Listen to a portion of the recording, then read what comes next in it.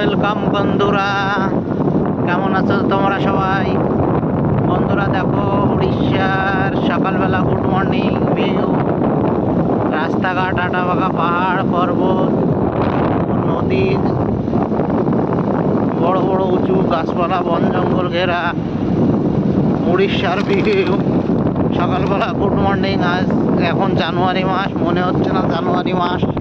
এই দেখো সূর্য উঠেছে, এই দিকে বড় বড় পাহাড়, এই সামনে একটা গাড়ি যাচ্ছে।